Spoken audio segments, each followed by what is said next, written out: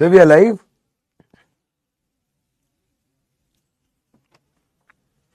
Hello बच्चों, कैसे हैं आप सब? आई होप आप लोग बिल्कुल बढ़िया होंगे, बिल्कुल मजे में होंगे। तो भाई लोग बहुत बहुत राम राम, बहुत बहुत खम्मा गणी, बहुत बहुत नमस्ते, बहुत बहुत सत श्री अकाल, जय महाकाल आप सबको। यस, तो भैया सारे आईआईटीएंस जल्दी से मुझे बता दो, क्या मेरी आवाज आप सब लोगों को आ रही है? क्या मैं सब लोगों को बिल्कुल बढ़िया ढिंचाक तरीके से सुनाई दे रहा हूं क्या? यस सर, चैट को नीचे करना।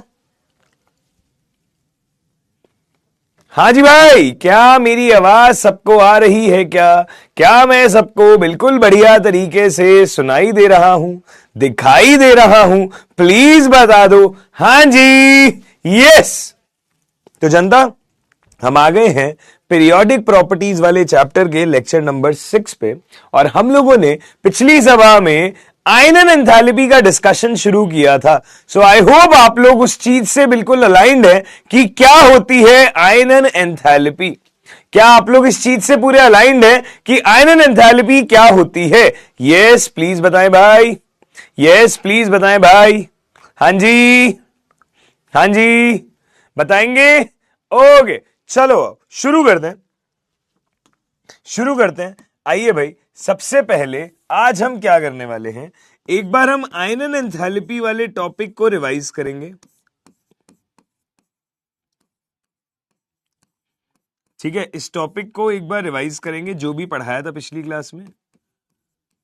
फिर हम ये बोलेंगे कि आयनन एंथैल्पी किन फैक्टर्स पे डिपेंड करती है, तो इसके कारक पढ़ेंगे कि किन किन चीजों पर यह निर्भर करती है। जब इसके कारक पढ़ेंगे तो इसके क्वेश्चंस करेंगे, इसके सारे इंपॉर्टेंट ऑर्डर्स करेंगे,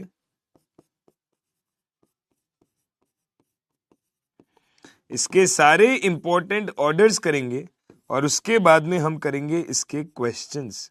हमें बेसिकली आज की क्लास में आयनन एंथैल्पी पे बिल्कुल हाथ अपना एकदम जमा लेना है कि भाई कैसा भी सवाल है इस टॉपिक का हमसे बन जाना चाहिए। कैसा भी सवाल है इस टॉपिक का हमसे बन जाना चाहिए। सही है क्या भाई? शुरू करें क्या? स्टार्ट करें क्या भैया? आइए जी शुरू करते हैं, आइए जी शुरू करते हैं। ध्यान से देखिएगा क्या टॉपिक है। ठीक है, तो भाई लोग जल्दी से मुझे बता दो, पीडब्ल्यू के लेक्चर डीपीपी मॉड्यूल अगर इतना कर रहे हो तो इनफ है। पीडब्ल्यू के लेक्चर डीपीपी मॉड्यूल अगर इतना कर रहे हो तो इनफ है। सही है, चलिए जी आइए। तो अब मैं क्या करने वाला हूं, चैट को करता हूं ऑफ और हम चलते हैं हमारी टॉपिक की तरफ, क्योंकि हमको बहुत सारा पढ़ना है आज, बहुत सारी प्रैक्टिस करनी है। ध्यान से सुनिएगा, बहुत सारा पढ़ना है आज, बहुत सारी प्रैक्टिस करनी है। ध्यान से सुनिएगा। हमारा टॉपिक का नाम है आयनन एंथैल्पी। हमारे टॉपिक का नाम है आयनन एंथैल्पी, जिसे हम शॉर्ट में बोलते हैं आईई। जिसे हम शॉर्ट में क्या बोलते हैं भाई? आईई। ओके, आयनाइजेशन एंथैल्पी होता है इसका इंग्लिश में नाम, हम इसे शॉर्ट में बोलते हैं आईई। ओके, बढ़िया है। अगर आयनन एंथैल्पी हमारा टॉपिक है तो हम क्या बोलेंगे इस टॉपिक के बारे में? हम क्या बोलेंगे इस टॉपिक के बारे में? ध्यान से सुनिएगा।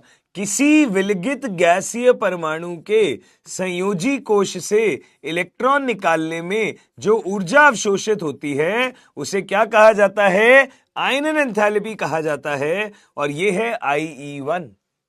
ये क्या है? IE1।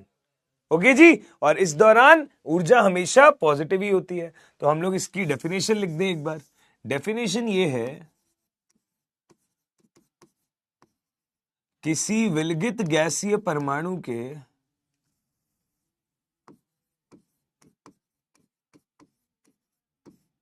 किसी विलगित गैसीय परमाणु के किसी विलगित गैसीय परमाणु के संयोजी कोश से किसी विलगित गैसीय परमाणु के संयोजी कोश से इलेक्ट्रॉन निकालने में अवशोषित होने वाली ऊर्जा का मान अवशोषित होने वाली ऊर्जा का मान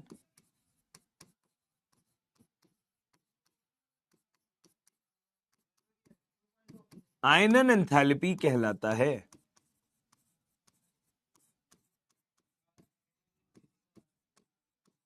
आयनन एंथैल्पी कहलाता है। ठीक है, अवशोषित होने वाली ऊर्जा का मान क्या कहलाता है भाई? आयनन एंथैल्पी कहलाता है। ठीक है, हमने बोला ये पहला इलेक्ट्रॉन निकला है तो ये IE1 हो गया। M+ से अगर एक और इलेक्ट्रॉन निकालोगे तो वो हो जाएगा M+2, और इस दौरान जो ऊर्जा होगी उसे हम कहेंगे IE2। इसी तरह M+2 से हम एक और इलेक्ट्रॉन निकालेंगे M+3, और इस दौरान जो ऊर्जा होगी उसे हम बोलेंगे IE3, और इसी तरीके से हम जाएंगे IEN तक। राइट, IE1, IE2, IE3, इसी तरीके से हम जाएंगे IEN तक। दिस इज आयनन एंथैल्पी। ओके, बात समझ में आती है यहां तक? बढ़िया। अगर ये है आयनन एंथैल्पी आपके पास में, तो आयनन एंथैल्पी की डेफिनेशन थी, आयनन एंथैल्पी की मैंने आपको बारे में बताया, और मैंने आपको ये बोला था कि हर अगली आयनन एंथैल्पी का मान अपनी पिछली आयनन एंथैल्पी से क्या होता है? ज्यादा। हर अगली आयनन एंथैल्पी का मान हर पिछली आयनन एंथैल्पी से क्या होता है? ज्यादा। ठीक है जी, हर अगली आयनन एंथैल्पी का मान हर पिछली आयनन एंथैल्पी के मान से क्या होता है? ज्यादा होता है। सही है जी, समझ में आई बात? ये ऑर्डर हमारे पास में होता है। मैंने आपको बोला था संयोजी कोश से इलेक्ट्रॉन निकालना है, जितनी आसानी से इलेक्ट्रॉन निकल जाएगा, यानी कि उतनी कम आयनन ऊर्जा लगी, उतना आसानी से धनायन बन गया, क्योंकि इलेक्ट्रॉन निकलेगा तो धनायन बनेगा। यानी कि हम ये बोल सकते हैं क्या? यानी कि हम ये बोल सकते हैं क्या? जितनी आसानी से, या हम बोले जितनी कम आयनन ऊर्जा में, जितनी कम IE देने में इलेक्ट्रॉन निकल जाएगा, जितनी कम IE देने में इलेक्ट्रॉन निकल जाएगा, उतना ज्यादा या उतना धनायन बनने का सामर्थ्य, या उतना धनायन आसानी से बनेगा। कि भाई तुमने थोड़ी सी एनर्जी दी और तुम्हारा इलेक्ट्रॉन निकल गया, मतलब आपका धनायन आसानी से बन गया। ठीक है, जितना कम आयनन एंथैल्पी देने में इलेक्ट्रॉन निकल जाएगा, उतना धनायन आसानी से बनेगा। सही है, ये बात है। तो आयनन एंथैल्पी का अर्थ ही धनायन बनाने का सामर्थ्य होता है। That's it. आयनन एंथैल्पी का अर्थ ही धनायन बनाने का सामर्थ्य होता है। That's it. ओके, ठीक है जी, ध्यान से देखिएगा, ध्यान से देखिएगा क्या बोलेंगे हम। देखना, हमने देखा इसके ट्रेंड्स क्या होते हैं। तो मैंने आपको ये बात रिवाइज करवाई थी, मैंने आपको बोली थी, जो मैं आपको रिवाइज करवा दूं। ट्रेंड्स में पहली बात मैंने आपको ये कही थी, ट्रेंड्स में पहली बात मैंने आपको ये कही थी कि वर्ग में ऊपर से नीचे जाने पर, किसी वर्ग में ऊपर से नीचे जाने पर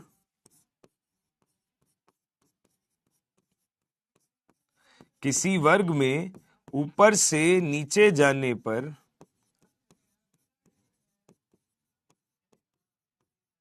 आयनन एंथैल्पी का मान, किसी वर्ग में ऊपर से नीचे जाने पर आयनन एंथैल्पी का मान क्या होता है? घटता है।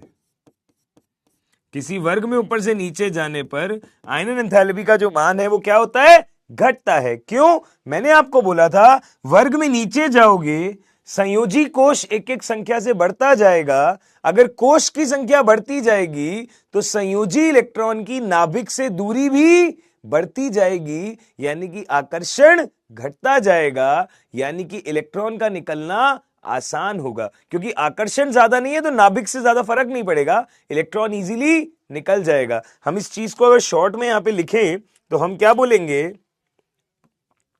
अगर हम इस चीज को शॉर्ट में यहां लिखें तो हम क्या बोलेंगे? जैसे जैसे वर्ग में नीचे जाएंगे,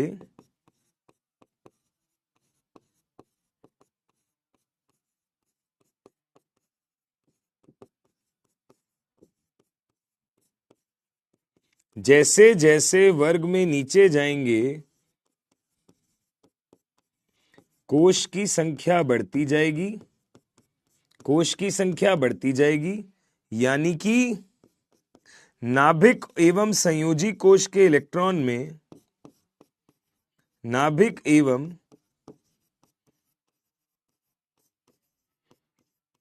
संयोजी कोश के इलेक्ट्रॉन में दूरी बढ़ती जाएगी,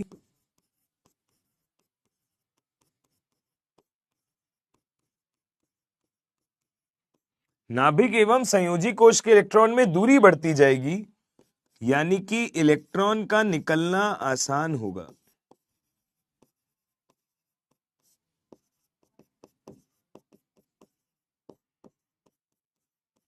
यानी कि आयनाइजेशन एनर्जी का मान कम होगा, क्योंकि कम एनर्जी देने पे भी इलेक्ट्रॉन निकल जाएगा, क्योंकि नाभिक से दूर होता जा रहा है, उतना आकर्षण है ही नहीं। ये वाली बात है हमारे पास। ये था पहला ट्रेंड। अगला ट्रेंड सुनना, अगला ट्रेंड सुनना ध्यान से। अगला ट्रेंड ये है, अगला ट्रेंड ये है, किसी आवर्त में लेफ्ट से राइट जाने पर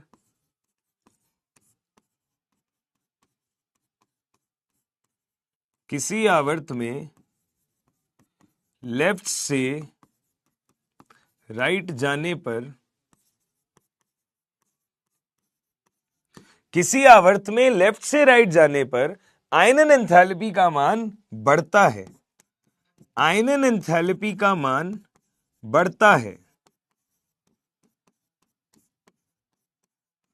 किसी आवर्त में लेफ्ट से राइट जाने पर आईई का मान बढ़ता है। कैसे बढ़ता है ये देखो, कैसे बढ़ता है ये देखो, बात को समझने की कोशिश करो।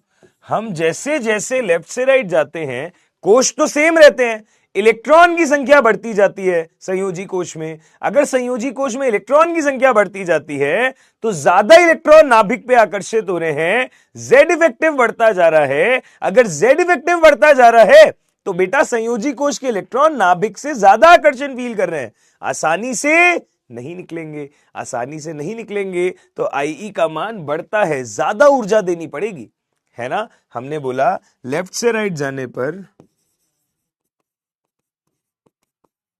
लेफ्ट से राइट जाने पर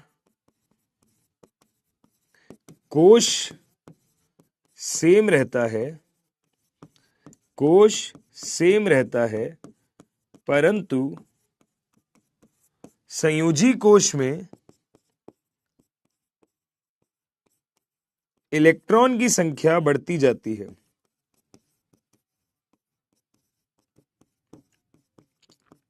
संयोजी कोश में इलेक्ट्रॉन की संख्या बढ़ती जाती है।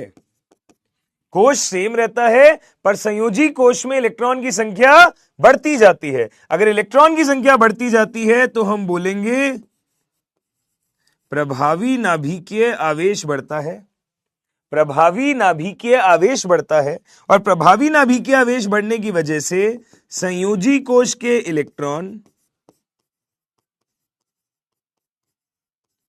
नाभिक से, संयोजी कोश के इलेक्ट्रॉन नाभिक से ज्यादा आकर्षित रहते हैं। संयोजी कोश के इलेक्ट्रॉन नाभिक से ज्यादा आकर्षित रहते हैं, और अगर संयोजी कोश के इलेक्ट्रॉन नाभिक से ज्यादा आकर्षित रहते हैं, इसका मतलब इलेक्ट्रॉन निकालना मुश्किल होता है, इलेक्ट्रॉन निकालना मुश्किल होता जाता है।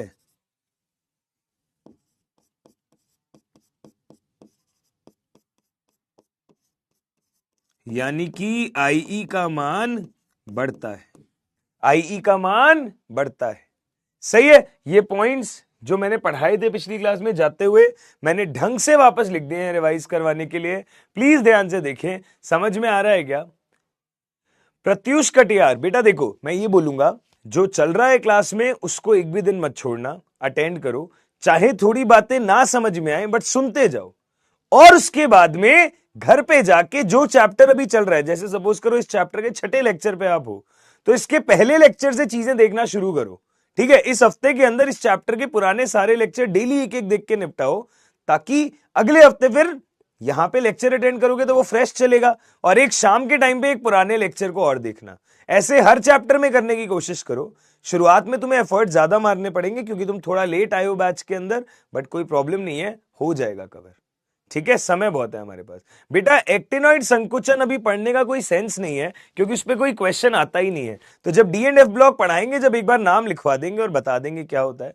समझते तो आप हुई, लेंथेनॉइड संकुचन 4F उपकोष के तत्वों की वजह से होता है, उसी तरह से एक्टिनॉइड संकुचन 5F उपकोष के तत्वों की वजह से होता है। सही है, ये मैंने थ्योरी इसलिए लिख दी ताकि जब भी तुम रिवाइज करो तो दिमाग में अपने आप चल जाए सारे पॉइंट्स, है ना। एक मुंह से बोलना होता है, एक सामने लिख देना होता है, फर्क होता है।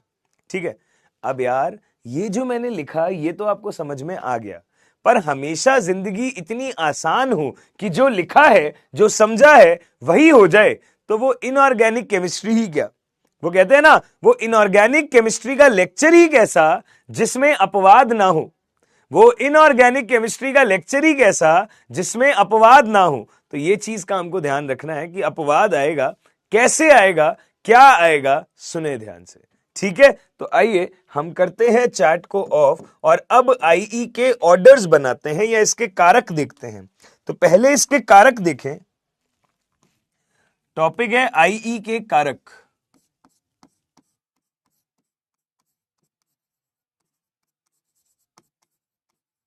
आईई के कारक, अगर आईई के कारक देखें तो पहला वो वर्ग और आवर्त तो आपने समझ ही लिया। अब एक पॉइंट देखना, एक पॉइंट देखना, हम ये बोलेंगे, एक पॉइंट देखना, हम ये बोलेंगे क्या चीज, हम ये कहेंगे कि भाई अर्धपूरित, अर्धपूरित एवं पूर्ण पूरित इलेक्ट्रॉनिक विन्यास, अर्धपूरित एवं पूर्ण पूरित इलेक्ट्रॉनिक विन्यास सर्वाधिक स्थायी होते हैं। अर्धपूरित एवं पूर्ण पूरित इलेक्ट्रॉनिक विन्यास सर्वाधिक स्थायी होते हैं,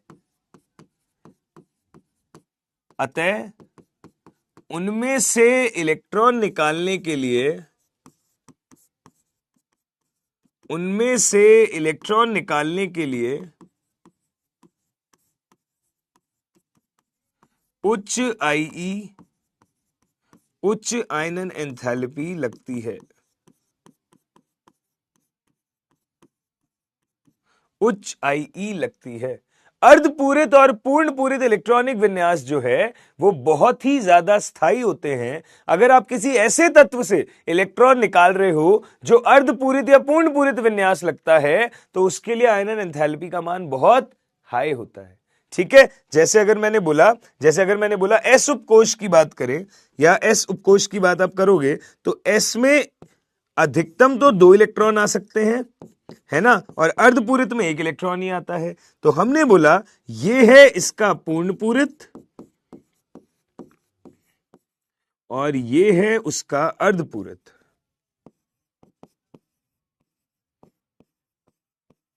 ठीक है, अगर हम पी उपकोष की बात करते हैं तो P3 या P6, तो हमने बोला अगर P में 6 इलेक्ट्रॉन है तो ये हो जाएगा उसका पूर्ण पूरित,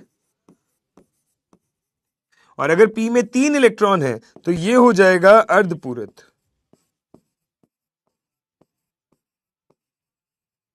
ठीक है, ये हो जाएगा अर्धपूरित, वो हो जाएगा पूर्ण पूरित। इसी तरीके से अगर मैंने D की बात करी तो D5 या D10, तो अगर D10 है तो ये हो जाएगा पूर्ण पूरित, और अगर D5 है तो ये हो जाएगा अर्धपूरित।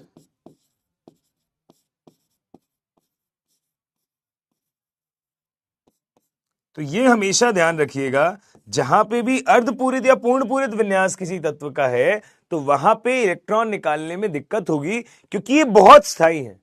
तुम कोई अगर मुझे ये कहे सर पूर्ण पूरित और अर्धपूरित में कौन स्थायी है, तो ऑब्वियसली बेटा पूर्ण पूरित सबसे स्थायी है, फिर अर्धपूरित है, पर इनके बाद ही हैं सारे। ठीक है, मतलब अगर आपने कहीं पे P3 और P4 को कंपेयर किया तो P3 ज्यादा स्थायी है, P2 और P3 को कंपेयर किया तो P3 ज्यादा स्थायी है। ठीक है, D5 और D6 विन्यास को कंपेयर किया तो D5 ज्यादा स्थायी है, D5 और D4 विन्यास को कंपेयर किया तब भी D5 ज्यादा स्थायी है। ये चीज का ध्यान रखना है, ठीक है। अगर ये चीज का आप ध्यान रखेंगे तो ये भी एक इंपॉर्टेंट बात है।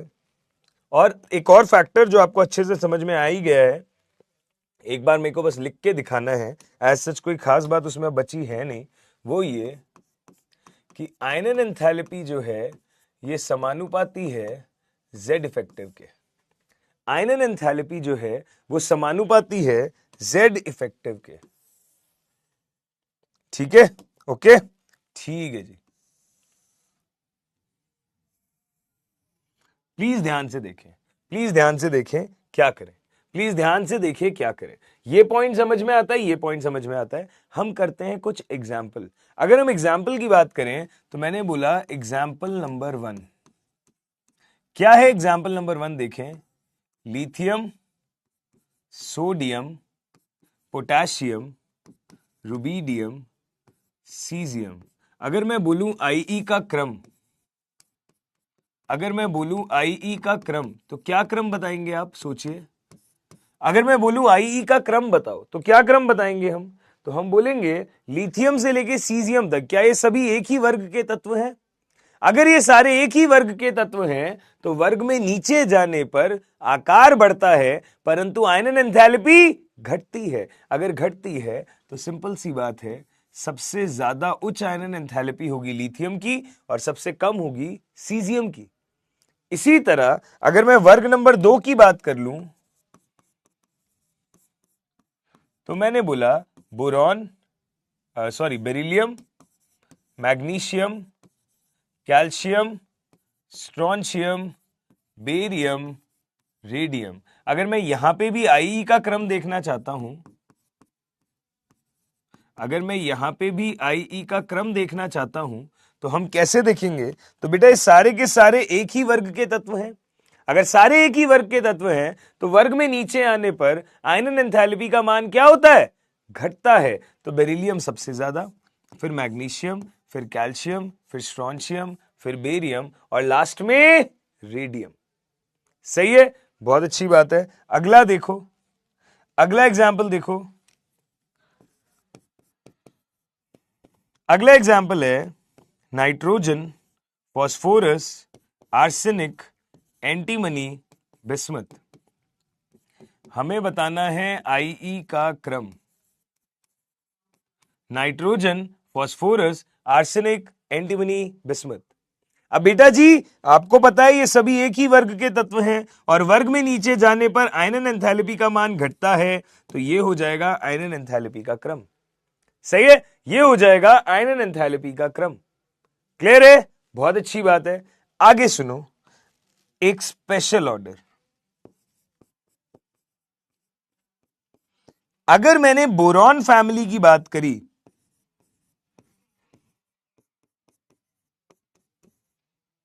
तो हम क्या बोलेंगे, तो हम बोलेंगे कि भाई वर्ग में नीचे जाने पर आयनाइजेशन एंथैल्पी का क्रम घटता है, तो ये हो जाना चाहिए क्रम। परंतु बेटा ये सरासर गलत है। तो बच्चा कहता है अच्छा अच्छा अच्छा, मुझे एक बात याद आ गई, सर आपने कहा था एल्यूमिनियम और गैलियम में आकार एल्यूमिनियम का ज्यादा होता है तो आयनन एंथैल्पी गैलियम की ज्यादा होगी, क्योंकि जिसका आकार बड़ा उसकी आयनन एंथैल्पी छोटी। सिंपल है ना, आयनन एंथैल्पी कम। तो हां जी, एक बात तो ये ध्यान रखें कि आयनाइजेशन एनर्जी एल्यूमिनियम और गैलियम में गैलियम की ज्यादा होती है क्योंकि आकार एल्यूमिनियम का ज्यादा होता है। पर खाली इससे भी काम चलेगा नहीं, यहां आप जब एक्सपेरिमेंटल डेटा लगाते हैं तो पता चलता है थैलियम बहुत आगे आ जाता है। तो एक फाइनल ऑर्डर आपको याद रखना है, एक फाइनल ऑर्डर बड़ा इंपॉर्टेंट आपको याद रखना है, एंड वो है ये।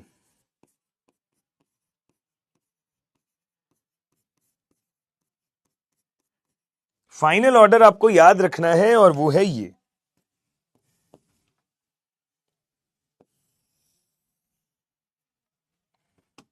फाइनल ऑर्डर आपको याद रखना है और वो है ये। बोरॉन फैमिली पे ये चलता है, थैलियम सबसे आगे आ जाता है बोरॉन के बाद में, इंडियम लास्ट में रह जाता है। थोड़ा एक्सेप्शन है पर ध्यान रखिएगा। इसको याद करने की ट्रिक होती है बॉटल गालिन। क्या? बॉटल गालिन, दैट्स इट। सही है, देखो ध्यान से, कुछ भी लग रहा है तो छापो, फिर हम बात करते हैं आगे और एग्जाम्पल्स की। ध्यान से देखिए, कुछ भी लग रहा है तो छापो। बोरॉन परिवार वाला स्पेशल था, वो मैंने लिख दिया, बाकी आपके सामने है। जल्दी देखें ध्यान से भाई, जल्दी देखें ध्यान से भाई। कोई दिक्कत है तो बताओ, यहां तक आराम से लिखो इसको, आराम से। हम पानी पी लेते हैं, फिर आगे बात करते हैं।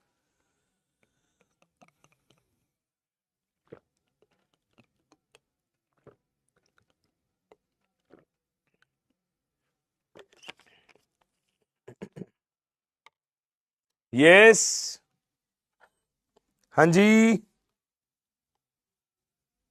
यस भाई, समझ में आया क्या यहां तक?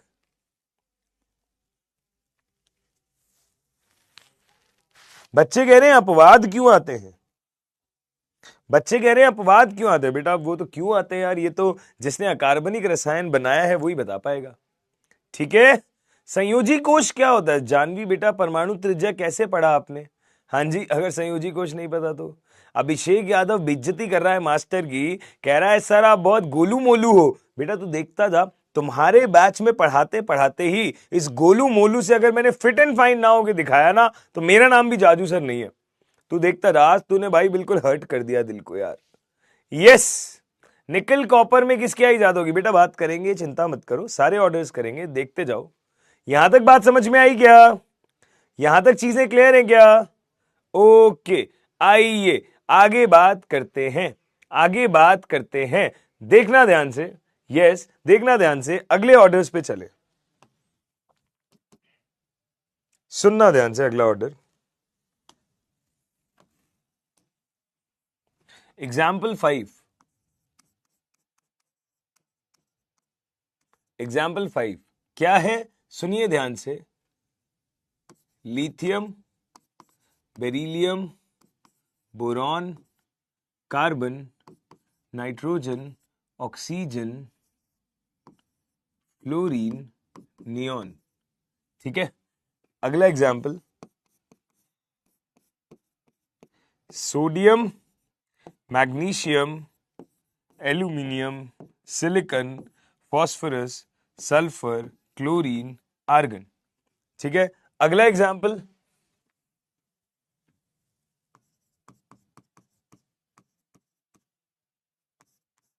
N पे 3 O पे 2 F पे माइनस। अच्छा, एक पॉइंट नहीं लिखा हमने, एक पॉइंट नहीं लिखा हमने, वो लिख देते हैं। ध्यान से सुनिएगा, एक कारक और, एक इंपॉर्टेंट बात और बतानी थी, वो ये कि नोबल गैसेस की अपने अपने आवर्त में Ie उच्चतम होती है, क्योंकि वो तो कभी भी इलेक्ट्रॉन देंगी नहीं। अगर वो इलेक्ट्रॉन देंगी नहीं तो उसके लिए आपको एनर्जी बहुत ज्यादा लगानी पड़ेगी।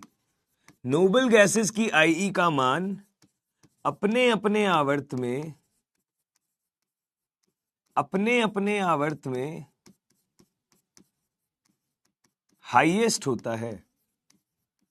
नोबल गैस की Ie का मान अपने अपने आवर्त में हाईएस्ट होता है। ठीक है, नोबल गैस की Ie का मान अपने अपने आवर्त में हाईएस्ट होता है। बात समझ में आई क्या? ठीक है, क्लियर है? चलो, अगर ये बात है तो हमने नोबल गैस की बात भी कर ली। अब आओ भाई, ये तीनों एग्जाम्पल एक एक करके ट्राई करते हैं। अब यहां पे आपको बहुत कुछ समझना पड़ेगा, यहां आपको बहुत कुछ समझना पड़ेगा। ध्यान से सुनिएगा कैसे समझना पड़ेगा।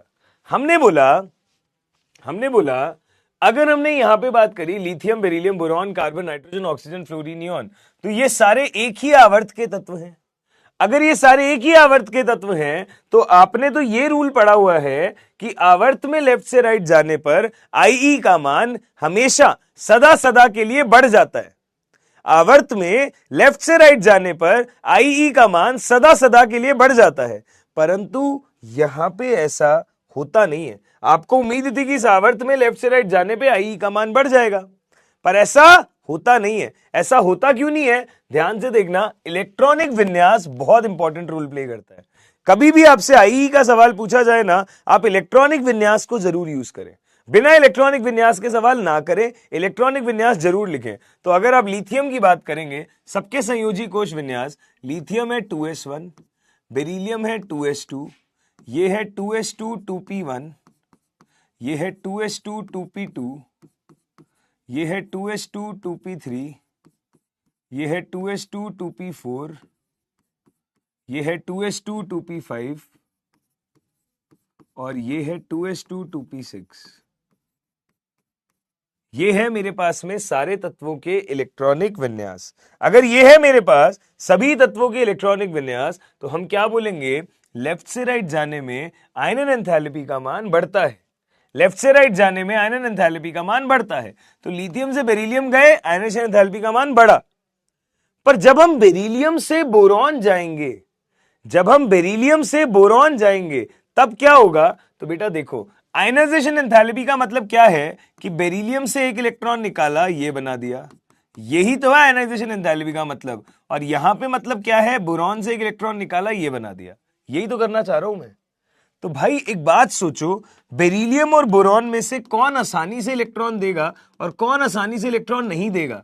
तो तुम अगर देखो, बेरिलियम है 2s2, बोरॉन है 2s2 2p1। तो बेरिलियम इस समय ऑलरेडी उदासीन अवस्था में पूर्ण पूरित विन्यास लेके बैठा है। बोरॉन पूर्ण पूरित लेके नहीं बैठा, बेरिलियम पूर्ण पूरित लेके बैठा है। और अगर ये पूर्ण पूरित है तो भाई बेरिलियम के पूर्ण पूरित में से इलेक्ट्रॉन निकालना मुश्किल होगा क्या, या बोरॉन में से? क्योंकि बोरॉन तो अगर एक इलेक्ट्रॉन की हानि कर देगा तब 2s2 में आ जाएगा, पूर्ण पूरित में आ जाएगा। पर बेरिलियम तो ऑलरेडी पूर्ण पूरित में है। तो बेरिलियम और बोरॉन में ना चाहते हुए भी इलेक्ट्रॉन निकालने में कहां दिक्कत ज्यादा आएगी, बेरिलियम में। एनर्जी ज्यादा कहां देनी पड़ेगी, बेरिलियम को। इसीलिए मैंने कहा था पूर्ण पूरित या अर्धपूरित विन्यास जो होते हैं वो बहुत स्थायी होते हैं, उनसे इलेक्ट्रॉन निकालने में उच्च आयनन एंथैल्पी लगती है। तो बेरिलियम और बोरॉन में आपने पहली बार वो केस देख लिया। अब आगे आओ। अब अगर आगे जाओगे तो हमने बोला चलो बोरॉन से कार्बन चले, ठीक है भाई 2p1 से 2p2 जा रहे हैं, ना कोई अर्धपूरित है ना कोई पूर्ण पूरित है, तो नॉर्मल रूल चलेगा कि आवर्त में लेफ्ट से राइट जाने पे Ie का मान बढ़ता है। कार्बन से नाइट्रोजन जा रहे हैं, आवर्त में लेफ्ट से राइट जाने पे Ie का मान बढ़ता है। पर नाइट्रोजन से ऑक्सीजन में दिमाग लगाओ, नाइट्रोजन से ऑक्सीजन में क्या हो रहा है, दिमाग लगाओ। नाइट्रोजन है 2p3, ऑक्सीजन है 2p4। तो भाई अगर नाइट्रोजन 2p3 है, इसका साफ साफ मतलब है कि p उपकोष अर्धपूरित है और ऑक्सीजन है 2p4। तो बेटा अर्धपूरित तो ऑलरेडी काफी स्थायी होता है, उससे इलेक्ट्रॉन निकलना आसान नहीं है। पर 2p4 जो है, इससे इलेक्ट्रॉन खुशी खुशी निकलेगा, क्योंकि इलेक्ट्रॉन निकलने के बाद 2p3 रह जाएगा, मतलब स्थायित्व की तरफ बढ़ेगा। तो ऑक्सीजन तो राजी राजी इलेक्ट्रॉन देगा, ऑक्सीजन कहेगा मेरे से इलेक्ट्रॉन ले लो, क्योंकि 2p4 से मैं तो 2p3 आ जाऊंगा। 2p3 आना खुशी की बात है। पर नाइट्रोजन कह रहा है मैं ऑलरेडी स्थायी हूं, मुझे और स्थायित्व की जरूरत नहीं है, मैं क्यों अपना इलेक्ट्रॉन लूज करूं। बात सही है। तो नाइट्रोजन इलेक्ट्रॉन आसानी से नहीं देगा, तो इलेक्ट्रॉन निकालने के लिए अच्छी खासी मेहनत करनी पड़ेगी। और अगर अच्छी खासी मेहनत करनी पड़ेगी तो जो सोचा था उससे हटके हो गया। एक हटके काम हुआ यहां, एक हटके काम हो गया है अभी तक यहां तक सब क्लियर है क्या? आओ आगे बढ़ते हैं। ऑक्सीजन से फ्लोरीन अगर हम गए, ऑक्सीजन से फ्लोरीन अगर हम गए तो भाई नॉर्मल 2p4 से 2p5, ना कोई अर्धपूरित ना कोई पूर्ण पूरित, आयनन एंथैल्पी बढ़ेगी। 2p5 से 2p6, और वैसे भी नोबल गैस भाई, ये तो पूर्ण पूरित है, इससे अच्छा तो कोई हो ही नहीं सकता, इससे ज्यादा हाई Ie वाला तो कोई हो ही नहीं सकता। राइट? देखिए ध्यान से, कोई दिक्कत है इस ऑर्डर में तो, कोई समस्या है इस ऑर्डर में तो प्लीज बताएं। यहां तक सब कुछ समझ में आया क्या? कोई दिक्कत कोई समस्या इस ऑर्डर में तो बताएं प्लीज। हाँ जी, समझ में आया क्या? बेरिलियम और बोरॉन का ऑर्डर, नाइट्रोजन और ऑक्सीजन का ऑर्डर, ये थोड़ा हटके आ गया। और बेटा जो बेरिलियम के नीचे लगे हुए होंगे, बेरिलियम और बोरॉन के नीचे, क्या उनमें भी सेम चीज लगेगी? जो नाइट्रोजन ऑक्सीजन के नीचे लगे होंगे, क्या उनमें भी सेम चीज लगेगी? इसीलिए हमेशा विन्यास लिख के देखें, आपका सारा काम बन जाएगा। ठीक है? तो अब एक बार इस नीचे वाले को ट्राई करें, इस नीचे वाले को ट्राई करें प्लीज। हम यहां पे रीजन दे देते हैं, ये है पूर्ण पूरित एस उपकोष, हम यहां बोल देते हैं अर्धपूरित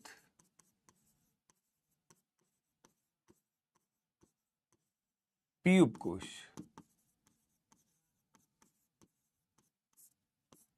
ठीक है, तो ये स्थायी वर्जन्स थे। ध्यान से देखिएगा, ध्यान से देखिएगा, इनमें क्या बोलोगे, इनमें क्या बोलोगे, नीचे वालों में कैसे करोगे? यस बेटा, मैंने रीजन लिख दिया है, मैंने रीजन लिख दिया है, ध्यान से देखें। अब आपको बताना है नीचे वाले जो है सोडियम, मैग्नीशियम, एल्यूमिनियम वाला, इनमें हम कैसे क्वेश्चन करेंगे? यस, इसमें हम क्वेश्चन कैसे करेंगे? सोडियम, मैग्नीशियम, एल्यूमिनियम वाले में जल्दी बताएं भाई, जल्दी बताओ भाई, कैसे करोगे? डिस्कस करें? चलो आइए डिस्कस करते हैं। ये लो भाई, इसको बड़ा बड़ा लिख देते हैं, जिनको दिख नहीं रहा है। चश्मा खुद नहीं पहनेंगे, बोलेंगे मास्टर को, बट कोई बात नहीं, कितने भी कर लो सितम, हंस हंस के सहेंगे हम। बस सिलेक्शन नहीं हुआ तो फिर हम सितम ढाएंगे। यह है अर्धपूरित पी का उपकोष,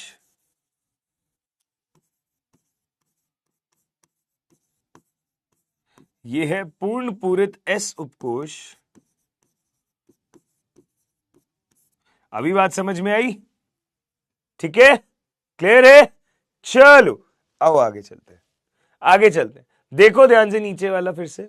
तो बेटा लिथियम के नीचे सोडियम आता है, बेरिलियम के नीचे मैग्नीशियम आता है, बोरॉन के नीचे एल्यूमिनियम आता है, सब एक के नीचे एक वाले हैं। तो एज इट इज सेम ही काम चलेगा। हम बोलेंगे सोडियम से मैग्नीशियम में मैग्नीशियम जीतेगा, मैग्नीशियम से एल्यूमिनियम में मैग्नीशियम जीतेगा, फिर ये चलेगा, फिर ये चलेगा, फास्फोरस और सल्फर में फास्फोरस जीतेगा, फिर ये चलेगा और फिर ये चलेगा। देखिए ध्यान से, कोई दिक्कत, कोई समस्या, कोई परेशानी है तो बताओ।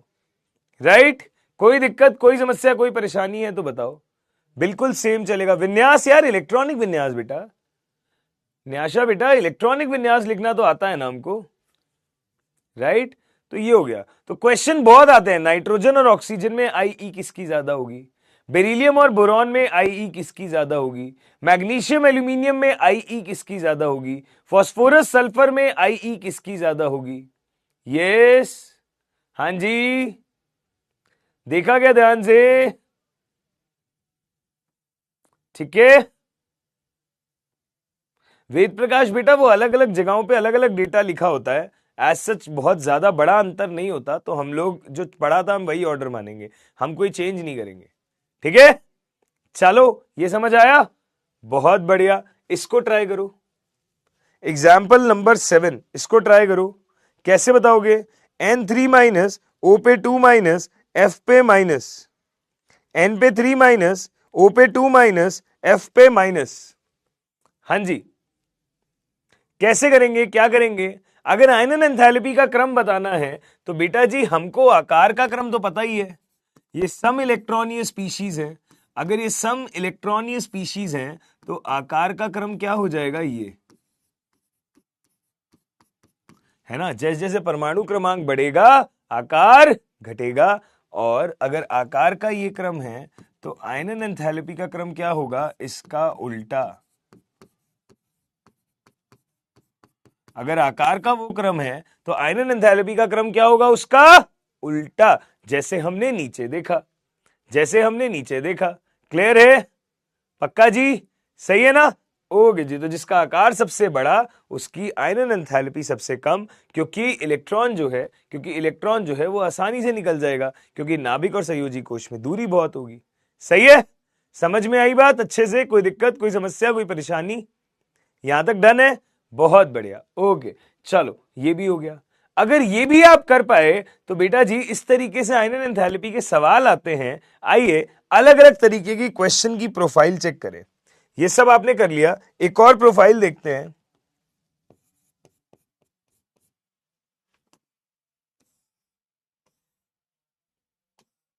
हमने बोला कि ये जो होते हैं कॉपर, सिल्वर, गोल्ड, इन्हें कहा जाता है बेटा सिक्का धातु।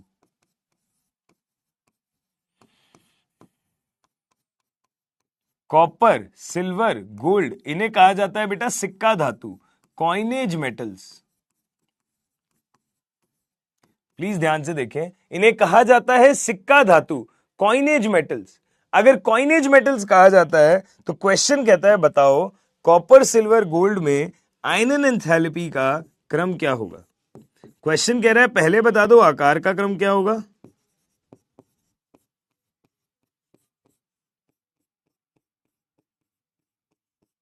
फिर आयनन एंथैल्पी का क्रम क्या होगा? कैसे करेंगे, कैसे करेंगे बताइए? हाँ जी, क्या बोलेंगे हम? हाँ जी, क्या बोलेंगे हम? ध्यान से देखो।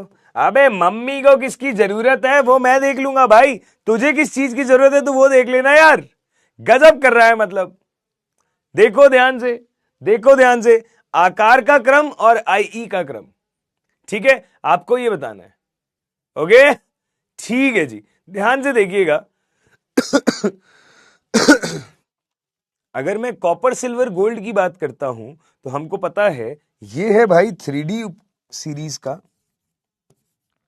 ये है 4D सीरीज का, और ये है 5D सीरीज का, है ना। सो 3D से 4D जाओगे आकार बढ़ेगा, 4D और 5D में आकार सेम रहेगा, लेंथेनॉइड संकुचन होता है। तो हमने बोला आकार का क्रम तो है ये, हमने बोला आकार का क्रम है ये। अगर आकार का क्रम ये है तो आयनन एंथैल्पी का क्रम कैसे बताएंगे? तो बच्चे पता क्या कहते हैं? बच्चे कहते हैं सर ये देखो आपने कहा था आकार का उल्टा होता है, तो ये हो जाएगा क्रम। एजी और एयू तो वहां भी बराबर थे तो यहां भी बराबर हो जाएंगे। और बेटा जैसे ही आपने ये किया मैं आपको ये कहूंगा ये आपने सरासर गलत कर दिया। जैसे ही आपने ये किया सरासर गलत कर दिया।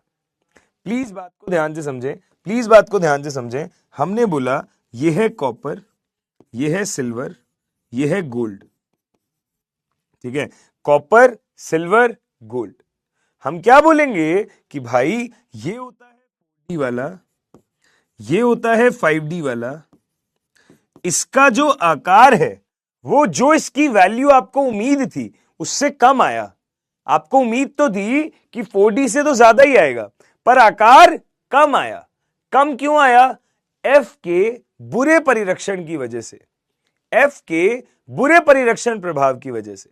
अगर एफ के बुरे परिरक्षण प्रभाव की वजह से आकार घटा तो आई बढ़नी चाहिए या जेड इफेक्टिव बढ़ना चाहिए। तो मुझे यह समझ में आ रहा है क्या कि जेड इफेक्टिव 5D का जो है वो 4D से बेहतर होगा, क्योंकि परिरक्षण प्रभाव या आवरण प्रभाव यहां ज्यादा बेकार है वहां से। जहां परिरक्षण बेकार होगा वहीं तो जेड इफेक्टिव अच्छा होगा, है ना, कि बाहर वाले इलेक्ट्रॉन अंदर नाभिक से आकर्षित हो गए, अंदर के इलेक्ट्रॉन उन्हें रोक नहीं पाए। परिरक्षण बेकार है मतलब जेड इफेक्टिव अच्छा है। और अगर जेड इफेक्टिव अच्छा है तो आपको ये लाइन मैंने आज ही सिखाई है कि आईई जेड इफेक्टिव के समानुपाती होता है। तो बेटा जी जिसका जेड इफेक्टिव ज्यादा उसकी आईई ज्यादा, तो हम बोलेंगे कॉपर तो सबसे ज्यादा होना ही था, पर एजी और एयू में आप क्या बोलोगे? ये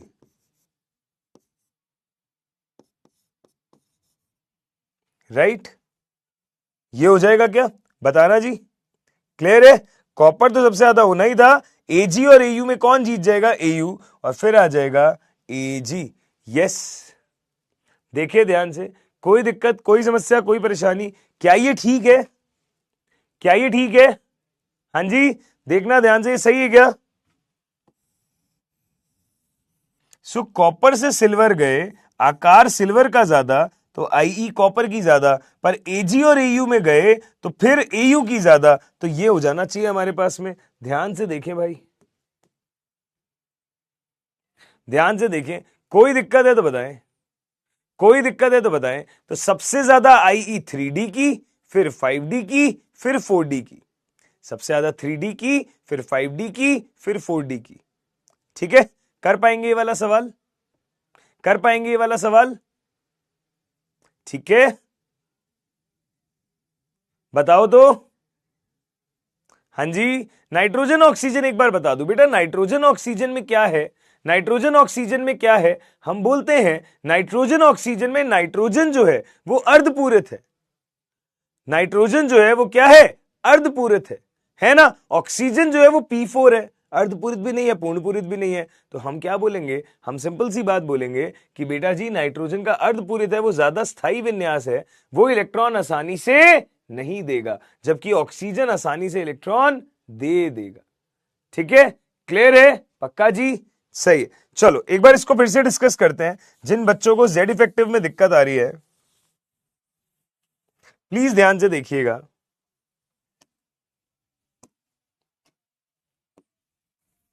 हमने बोला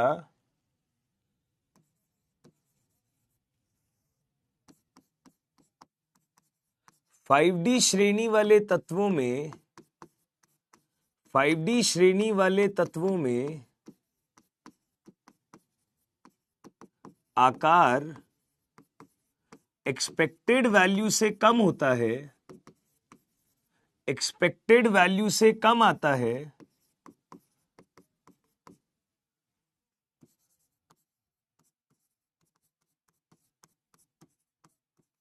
क्योंकि एक्सपेक्टेड वैल्यू से कम आता है क्योंकि सोचना 5D श्रेणी वाले तत्वों में आकार एक्सपेक्टेड वैल्यू से कम आता है क्योंकि बेटा जी हमने क्या बोला, वहां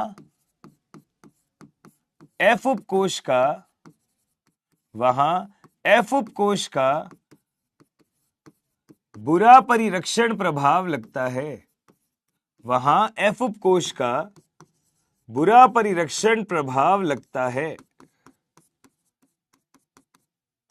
जिस वजह से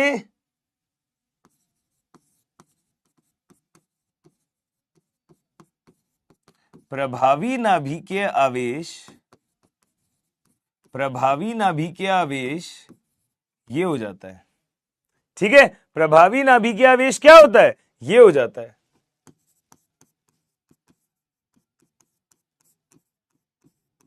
अगर प्रभावी नाभिकीय आवेश ये हो जाता है तो ध्यान से देखना हमने क्या बोला, अगर ये हो जाएगा तो बेटा जी आप कॉपर से गए सिल्वर और सिल्वर से गए गोल्ड, तो आपको ये समझ में आया कि आयनन एंथैल्पी 5D की ज्यादा हो गई 4D से, राइट? ये बात समझ में आ रही है? तो बेटा कॉपर और सिल्वर में तो ऑब्वियसली कौन जीतेगा, कॉपर, पर सिल्वर और गोल्ड में कौन जीतेगा, गोल्ड। ये बात समझ में आई? तो जब एक्सपेरिमेंटल डेटा हम पूरे का चेक करते हैं ना, तो फाइनल ऑर्डर आता है ये, फाइनल ऑर्डर आता है ये, कॉपर बीच में आता है ना कि सबसे आगे आता है। इसीलिए मैंने इसको वापस लिखवाया है ताकि हम ध्यान से इस चीज को नोटिस कर सके। हाँ जी, कॉपर से सिल्वर गए तो कॉपर जीतेगा, पक्की बात, ठीक है, कॉपर से सिल्वर गए तो कॉपर जीतेगा, पर सिल्वर से गोल्ड गए तो गोल्ड जीतेगा। क्यों? क्योंकि आयनन एंथैल्पी का मान है हमारे पास। सिल्वर से गोल्ड गए तो कौन जीतेगा, गोल्ड जीतेगा। तो इस वजह से हमने बोला कि ये सबसे आगे आ जाता है, फिर ये एक्सपेरिमेंटल डेटा है, ये आपको ध्यान रखना है। ठीक है, हमने बोला Z इफेक्टिव 5D का 4D से ज्यादा, Z इफेक्टिव 5D का 4D से ज्यादा। ठीक है, क्लियर है? कोई दिक्कत है तो बताइए प्लीज, कोई दिक्कत है तो बताइए प्लीज। सर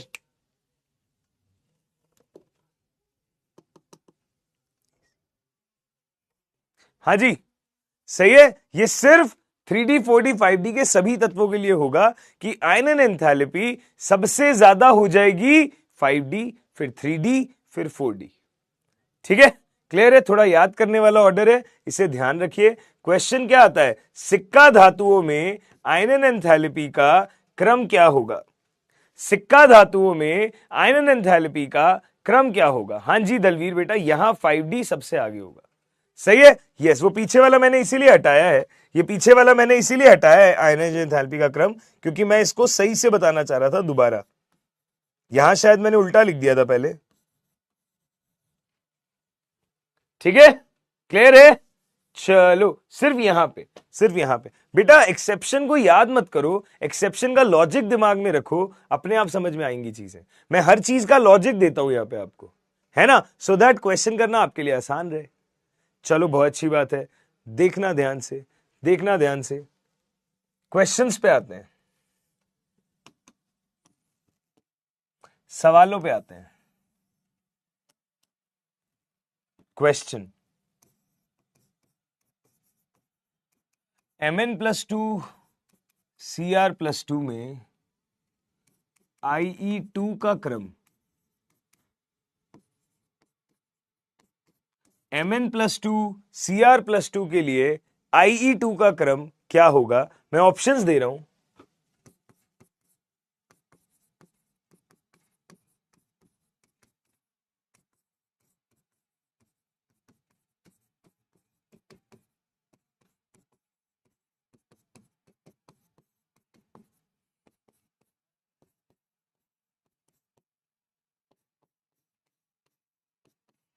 कांट प्रिडिक्ट का मतलब बताया नहीं जा सकता। कांट प्रिडिक्ट का मतलब है बताया नहीं जा सकता। ट्राई करना बेटा, ट्राई करना भाई। यस, जल्दी से इस सवाल को ट्राई करो। यस,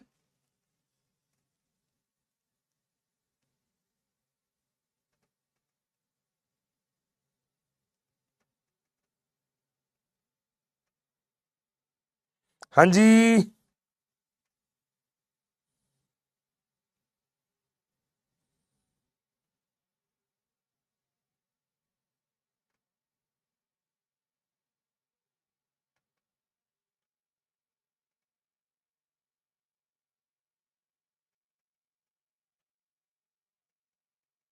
हाँ जी,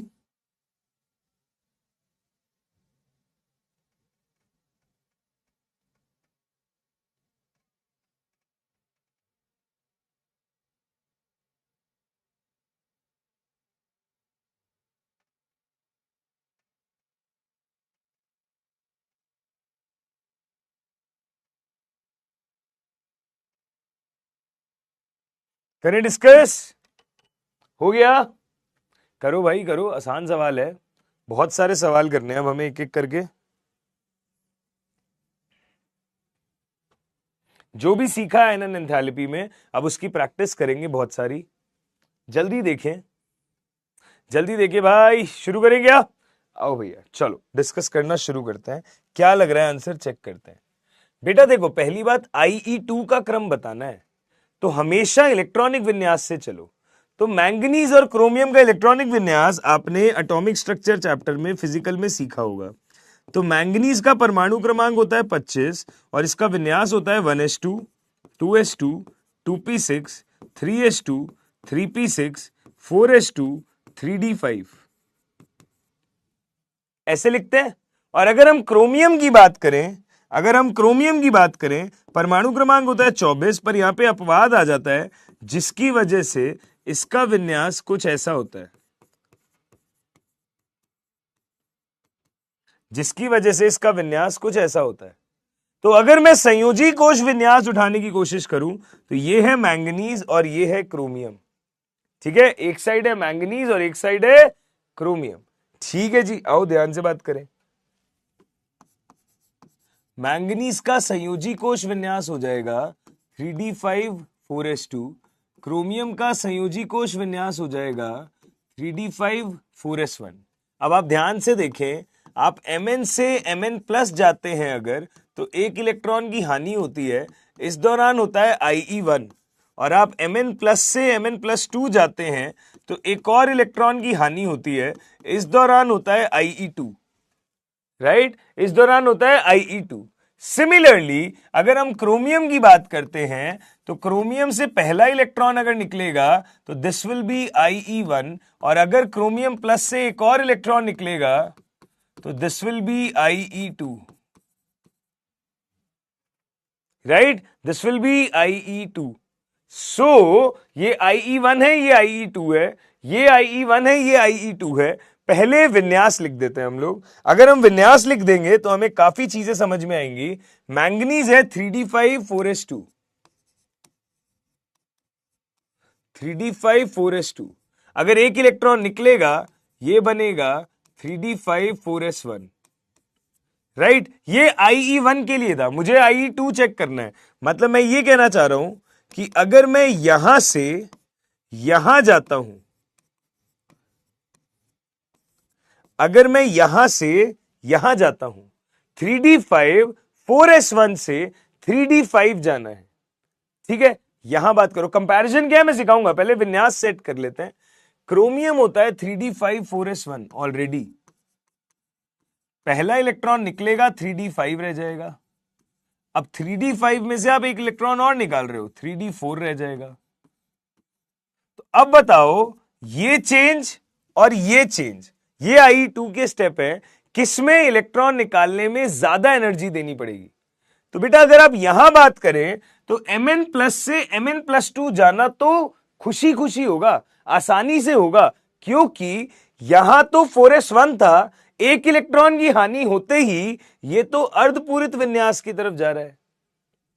यहां 4s1 था, एक इलेक्ट्रॉन की हानि करते के साथ ये तो अर्धपूरित विन्यास की तरफ जा रहा है, जबकि यहां बात करोगे तो ऑलरेडी अर्धपूरित है। तुम ऑलरेडी अर्धपूरित वाले को कह रहे हो एक इलेक्ट्रॉन और दे, तो बेटा यहां तो इलेक्ट्रॉन की हानि होने के बाद स्थायित्व आ रहा है, पर यहां तो ऑलरेडी स्थायी है। ऑलरेडी जो चीज स्थायी है, क्या वो आसानी से इलेक्ट्रॉन देगी? नहीं देगी। तो हम क्या बोलेंगे? हम बोलेंगे क्रोमियम +2 के लिए IE2 का मान ज्यादा होगा Mn+2 के कंपैरिजन में। क्रोमियम +2 के लिए IE2 का मान ज्यादा होगा Mn+2 के कंपैरिजन में। तो बेटा जी इसी तरीके से हमें Mn+2 और Cr+2 यहां नहीं लिखना चाहिए था, हमें लिखना चाहिए था Mn और Cr।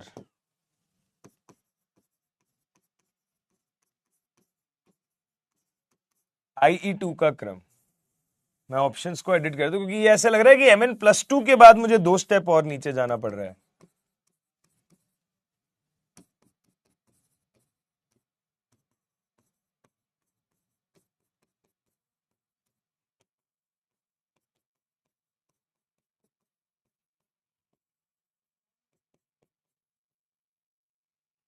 ये 4 ऑप्शन थे, बी हमारा करेक्ट आंसर है। अगर बी हमारा करेक्ट आंसर है तो देखिए जरा, 44% जनता ने ठीक किया है। जतिन कुशवाहा, दीपक विश्वकर्मा, पिंटू कुमार, ये हमारे टॉप 3 हैं, ये हमारे टॉप 3 हैं।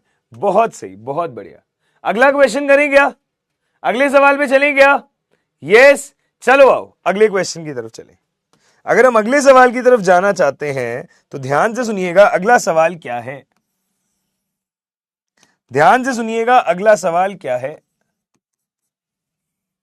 अगला सवाल आपको क्या कह रहा है, ध्यान से देखना, क्वेश्चन को सही लिखो बेटा। ये IE2 वाली चीज इंपॉर्टेंट है, आपको पता होनी चाहिए। देखो ध्यान से, क्या क्वेश्चन है। बेरिलियम, नियॉन, हीलियम व नाइट्रोजन की आयनन ऊर्जा का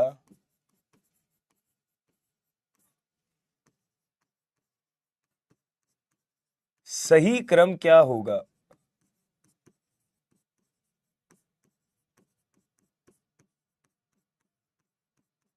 ठीक है, ये आपसे पूछा गया है। ध्यान से देखना, आपको डेटा दिया हुआ है, किलो जूल प्रति मोल का डेटा दिया हुआ है। क्या डेटा है देखिए ध्यान से। पहला ऑप्शन 786, 1012, 999, 1256। दूसरा ऑप्शन 1012, 786, 999, 1256। तीसरा ऑप्शन 786, 1012, 1256, 999। और आखिरी ऑप्शन 786, 999, 1012, 1256। ये तुमसे ऑर्डर नहीं पूछ रहा, इन सब का डेटा पूछ रहा है। अब आपको डेटा याद तो करना नहीं होता, आपको एक ऑर्डर अपने दिमाग से बनाना है और उसके हिसाब से डेटा को अरेंज करना है, दैट्स इट।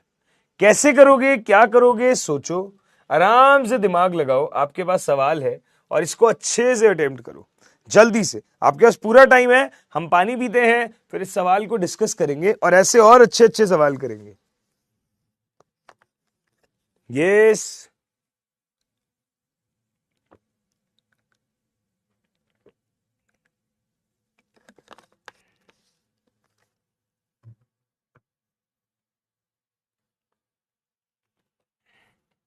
भाई क्रिकेट व्रिकेट बाद में डिस्कस कर लेना, सवाल कर लो।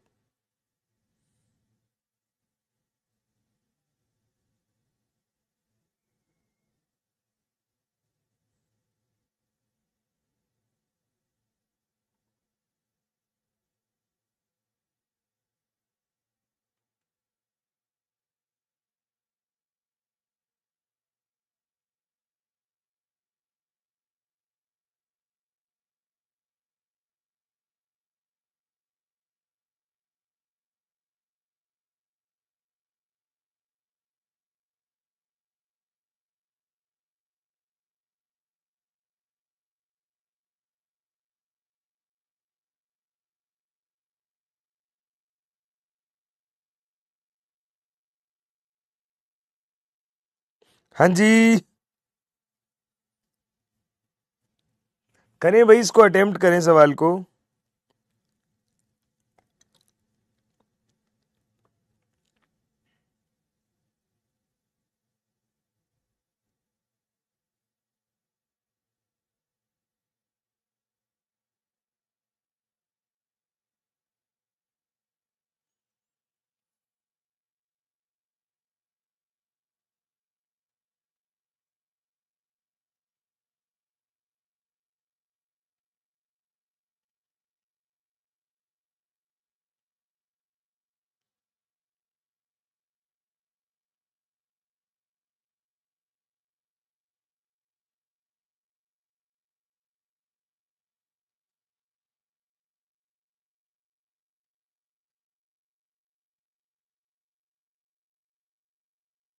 यस,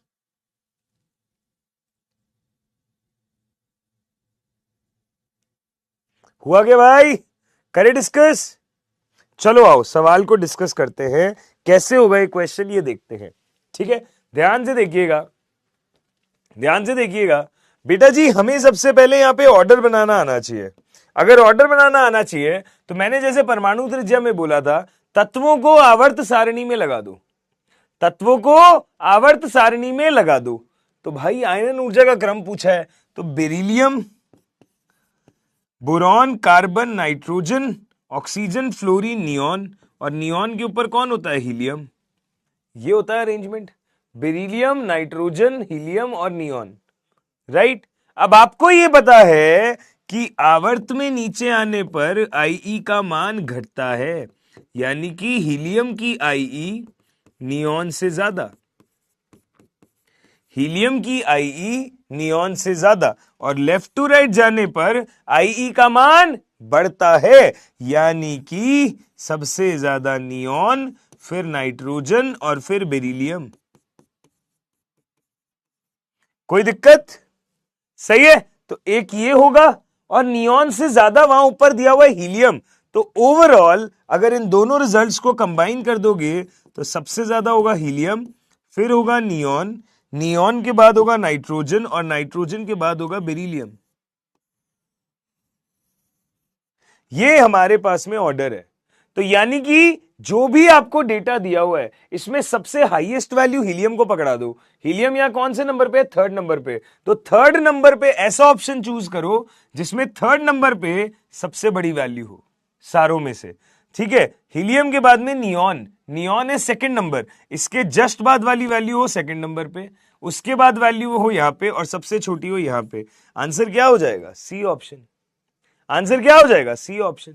आसान था। आपको यह सिखाया था कि वर्ग में नीचे आने पर आईई घटती है और आवर्त में लेफ्ट से राइट जाने पर आईई बढ़ती है। तो बेटा नियॉन, नाइट्रोजन और बेरिलियम ये तो हो गया आवर्त में ऑर्डर, और वर्ग में हो गया हीलियम और नियॉन में हीलियम ज्यादा नियॉन कम। इन दोनों रिजल्ट्स को अगर कंबाइन कर दिया तो आवर्त में नियॉन सबसे ज्यादा है, वर्ग में हीलियम ज्यादा है, तो वो नियॉन के भी आगे आ जाएगा, तो हमारा ऑर्डर बन जाएगा वो। तो यानी कि सी हमारा होगा करेक्ट आंसर। अगर सी हमारा करेक्ट आंसर होगा तो 41% बच्चे इसको कर पाए। दीपक विश्वकर्मा, सुधांशु कुमार, अंशुल कुमार, वेरी गुड, ये हमारे टॉप 3 है। ठीक है जी, समझ आएगा ये सवाल। यस, ऐसे सवाल आते हैं, ऐसे सवाल आते हैं। ठीक है, वो आपसे डेटा याद करना एक्सपेक्ट नहीं करता, बट वो सेट ऐसे करके देता है डेटा कि आप ऑर्डर बना लें तो वैल्यूज को अपने आप एडजस्ट कर दें। एग्जैक्ट डेटा कोई याद नहीं करवाता, कभी भी नहीं करवाता। ठीक है, क्लियर है। नितिन यादव, क्यों समझ नहीं आया बेटा, क्यों समझ नहीं आया बेटा। हाँ जी, चलो आओ और क्वेश्चन करते हैं। अगला सवाल करते हैं, सुनना ध्यान से। आओ भाई अगला सवाल करते हैं, ध्यान से सुनिएगा अगला क्वेश्चन कैसे होगा। ध्यान से सुनिएगा अगला क्वेश्चन कैसे होगा। क्वेश्चन कह रहा है नाइट्रोजन व ऑक्सीजन की IE1 का क्रम होगा, ऑप्शन देखना 14.6, 13.6, दूसरा ऑप्शन होगा 13.6, 14.6। तीसरा ऑप्शन होगा 13.6, 13.6। चौथा ऑप्शन होगा 14.6, 14.6। प्लीज इस सवाल को ट्राई करो, छोटा सा सवाल है, इजी सा सवाल है, जल्दी से कर दो, जल्दी से कर दो। इसके लिए ज्यादा टाइम भी नहीं लगना चाहिए, जल्दी से कर दो। यस, हाँ जी।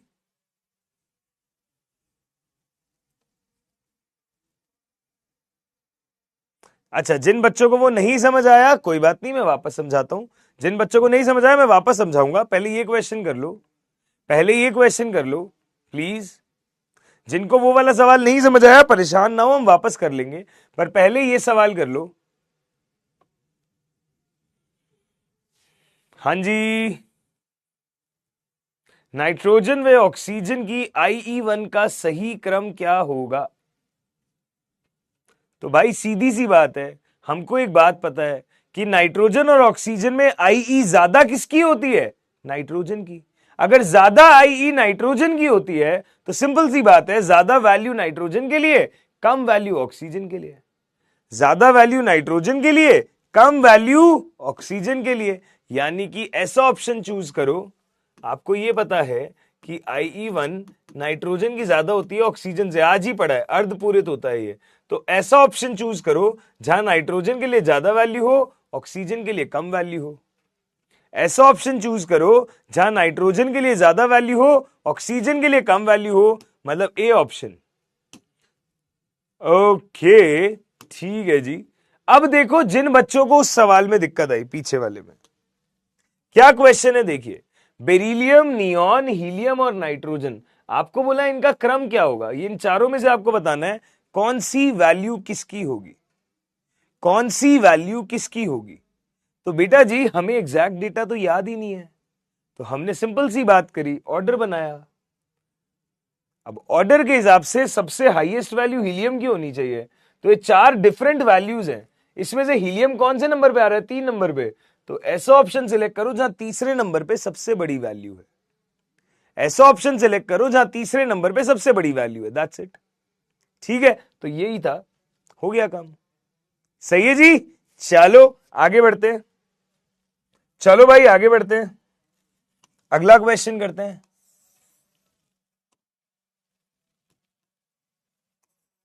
आओ इस सवाल की तरफ चलें, देखना ध्यान से क्वेश्चन क्या है। सवाल कह रहा है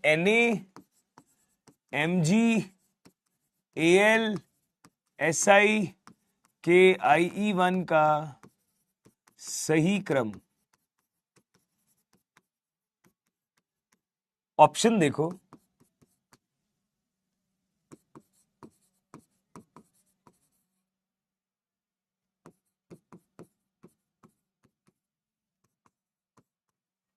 दूसरा ऑप्शन,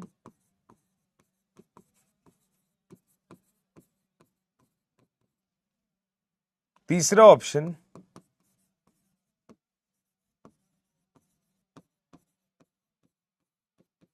चौथा ऑप्शन,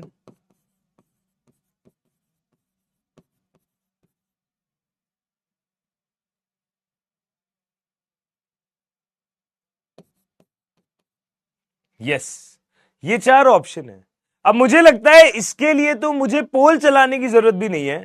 मुझे ऐसा लगता है कि इसके लिए तो मुझे पोल चलाने की जरूरत भी नहीं है, ये तो आप लोग ऐसे ही कर लोगे। हमने आज ही तो लिखा है, हमने आज ही तो लिखा है कि मैग्नीशियम से एल्यूमिनियम जाते हैं तो मैग्नीशियम का पूर्ण पूरित विन्यास है, एल्यूमिनियम पे भारी पड़ता है, बाकी तो नॉर्मल लेफ्ट टू राइट जाने पे बढ़ता ही है। तो आंसर सिर्फ एक यही है जहां पे एक डिफरेंस आ रहा है, तो यही आंसर होगा। यस, है ना, IE का मान आवर्त में बढ़ता है। ठीक है, क्लियर है। तो ये तो पढ़ा हुआ था, कर पाए हम लोग आसानी से, ये तो पढ़ा हुआ था, कर पाए हम लोग आसानी से, बहुत अच्छी बात है। ये हो गया IE का मान। ठीक है जी, अगर ये हो गया IE का मान तो ये तो आसान सवाल था। अब दो अच्छे अच्छे सवाल करेंगे, दो बढ़िया बढ़िया सवाल करते हैं। ध्यान से देखना कैसे करोगे तुम लोग, पहले अपनी तरफ से ट्राई करना, कोशिश करना करने की, नहीं होगा फिर मैं बताऊंगा। ठीक है, ट्राई जरूर करना है, सीधा ये नहीं कि यहां सर बता देंगे, खुद से दिमाग लगाना है कुछ ना कुछ। देखिएगा ध्यान से क्या क्वेश्चन है। क्वेश्चन कह रहा है यदि IE1 और IE2, यदि IE1 और IE2 का डेटा दिया गया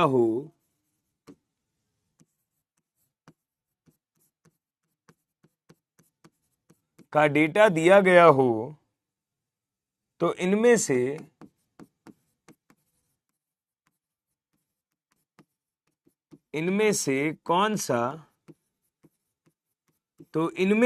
कौन सा वर्ग एक का धातु होगा? इनमें से कौन सा वर्ग एक का धातु होगा? देखिएगा ऑप्शन नंबर 1, मतलब आपको ऑप्शन IE के डेटा के ही दिए हुए हैं। ऑप्शन नंबर ए, अगर कोई तत्व है x तो उसके लिए IE1 का मान है 500 और IE2 का मान है 1000। ऑप्शन नंबर बी, अगर कोई तत्व है y तो उसके लिए IE1 का मान है 600, IE2 का मान है 2000। ऑप्शन नंबर सी, अगर तत्व है z तो IE1 का मान होगा 550 और ये हो जाएगा 7500। और ऑप्शन नंबर डी, अगर तत्व है m तो IE1 का मान होगा 700 और IE2 का मान होगा 1400। ये आपको 4 ऑप्शन दिए हुए हैं। कैसे सॉल्व करोगे, क्या सॉल्व करोगे, आपको डिसाइड करना है। सोचिए आराम से, कैसे सॉल्व करोगे, क्या सॉल्व करोगे, आराम से। यस,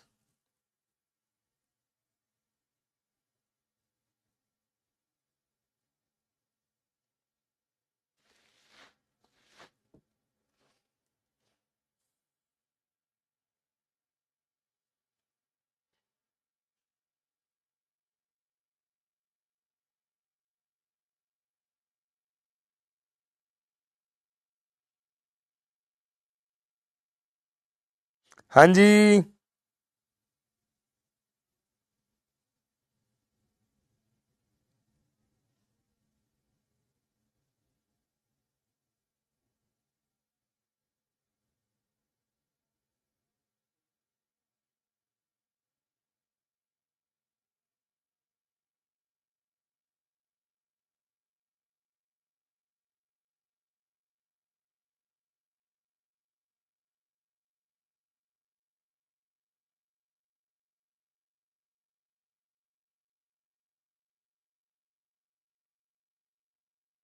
यस,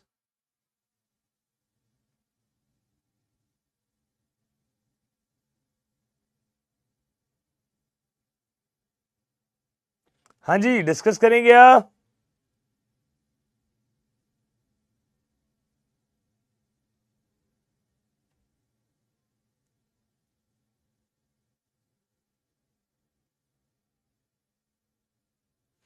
बताना तो भाई, करेंगे डिस्कस। आया आंसर? अपनी साइड से ट्राई किया? मेरे को बहुत सारे सही ऑप्शन दिखाई दे रहे हैं, बहुत सारे बच्चों के सही आंसर्स मुझे दिखाई दे रहे हैं। तो आइए भाई चेक करते हैं, ध्यान से सुनिएगा, पोल चलता रहेगा।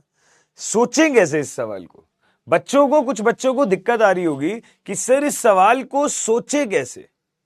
यस, हाँ जी, इस सवाल को सोचे कैसे सोचोगे इन सवालों को? तो बेटा जी ध्यान से देखिएगा, हमें ना ये पता करना है कि वर्ग 1 का धातु कौन होगा।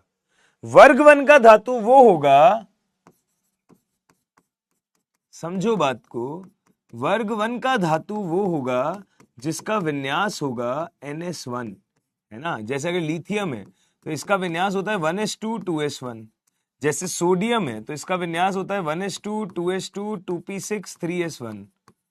जैसे अगर पोटेशियम है तो इसका विन्यास होता है 1s2 2s2 2p6 3s2 3p6 4s1। Right, इस तरीके का केस है हमारे पास। तो अब एक बात सोचो, अगर तुम्हें IE1 और IE2 का डेटा पता है तो IE1 का मान होगा जब ये 1s2 में चला जाएगा, जब ये 2p6 में चला जाएगा और ये 3p6 में चला जाएगा, इस दौरान IE1 लगेगा और ये मान कम होगा क्योंकि बेटा एक एक इलेक्ट्रॉन की हानि के बाद स्थायी विन्यास की तरफ वो जाएंगे, पूर्ण पूरित विन्यासों की तरफ जाएंगे। परंतु तुमसे IE2 का डेटा अगर देखोगे तो बेटा अब यहां से अगर आप IE2 में गए, यहां से अगर आप IE2 में गए तो ये 1s1 में जाएगा, यहां से अगर आप IE2 में जाओगे 2p5 में जाएगा, और यहां से अगर आप IE2 में जाओगे 3p5 में जाएगा। तो चाहे कोई भी वर्ग 1 का धातु हो, वर्ग नंबर 1 का कोई भी धातु हो, क्या उसके लिए IE1 आने के बाद एक और इलेक्ट्रॉन निकालना आसान होगा? क्या किसी भी वर्ग नंबर 1 के धातु के लिए एक इलेक्ट्रॉन निकाले जाने के बाद, मतलब IE1 तक बात होने के बाद अगला इलेक्ट्रॉन निकालना आसान होगा? नहीं होगा, क्योंकि भाई स्थायी विन्यास से इलेक्ट्रॉन निकालना बिल्कुल भी इजी नहीं होता। अगर बिल्कुल भी इजी नहीं होता, यानी कि आपको यह समझ में आ रही होगी बात कि IE2 का मान IE1 से ज्यादा होगा, IE2 का मान IE1 से ज्यादा होगा। राज त्रिपाठी, समझने की कोशिश करोगे तो समझ आएगा ना भाई, सही बात है।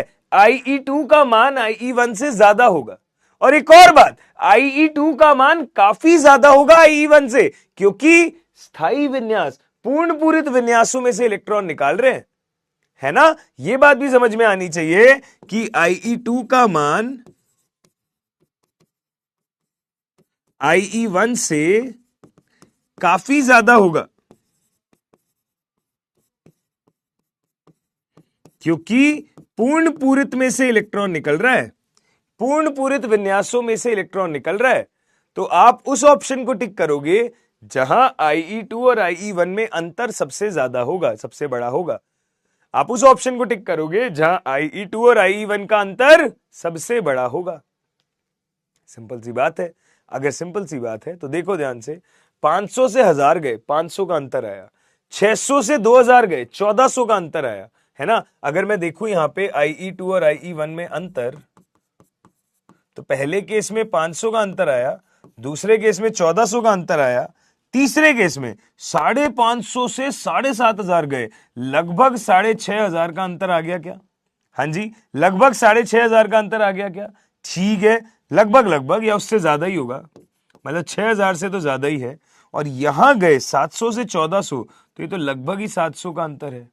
तो भाई सबसे बड़ा अंतर किधर आ रहा है? C option. सबसे बड़ा अंतर किधर आ रहा है? C option. अगर सबसे बड़ा अंतर सी ऑप्शन में आ रहा है तो हमारा करेक्ट आंसर भी क्या होगा? सी। हमारा करेक्ट आंसर भी क्या होगा? सी। ठीक है, क्योंकि उसने क्षार धातु पूछा है तो मैंने IE2 पे ध्यान दिया कि IE2 से IE1 का अंतर बहुत ज्यादा होना चाहिए, तो आंसर आ गया सी। अच्छा चलो, इसका आंसर तो सी आ गया। मुझे एक बात बताओ, अगर मैं कहता बताओ इनमें से वर्ग 2 का धातु कौन सा होगा, यही डेटा दिया हुआ है, सेम सवाल है, देखना ध्यान से, सेम सवाल है भाई, परंतु मैंने बोला है सवाल की लैंग्वेज में थोड़ा चेंज किया।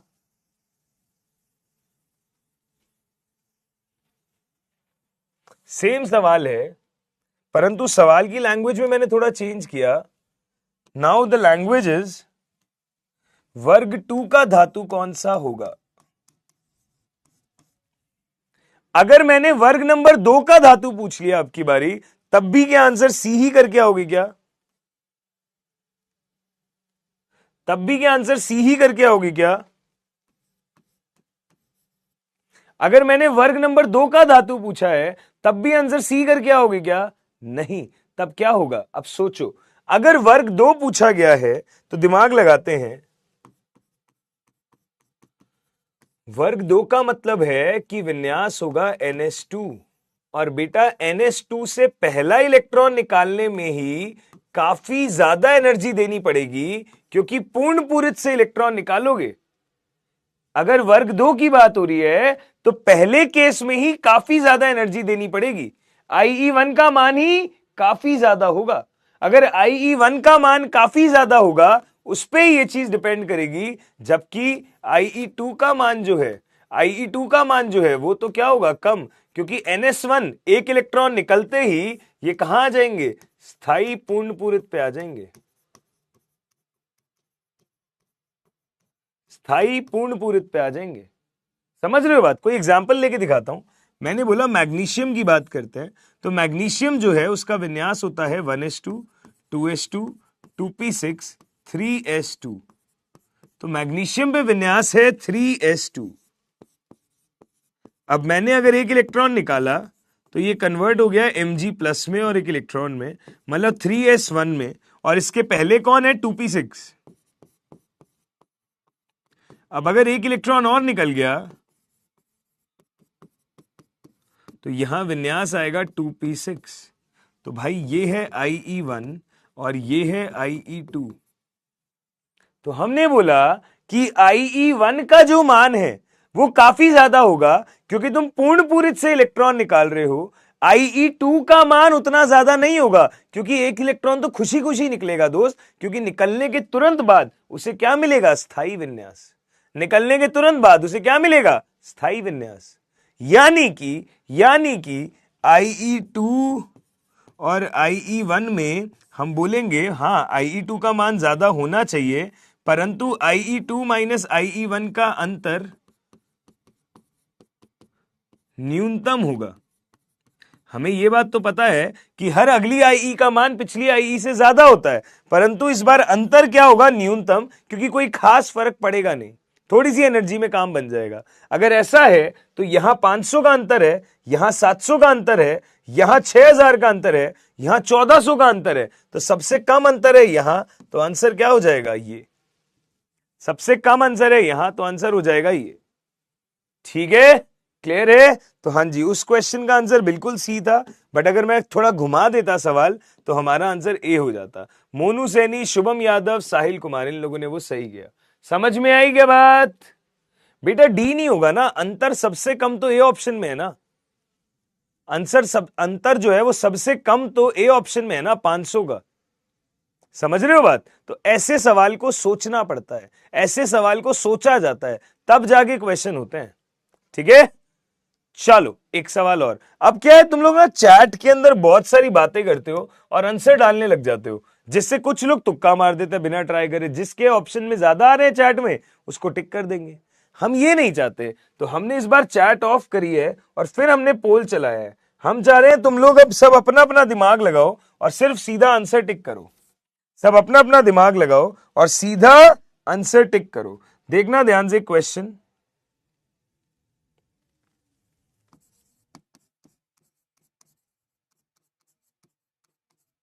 एक तत्व के प्रथम से लेकर पंचम IE का मान क्रमशः क्या है, 7.1, 14.3, 34.5, 46.8, 162.2 इलेक्ट्रॉन वोल्ट है। ठीक है, ये है। तो आपको बताना है वह तत्व कौन सा होगा। ऑप्शंस देखो, sodium, silicon, fluorine, calcium. Yes, इस सवाल को ट्राई करें, पूरे दिमाग के साथ ट्राई करें।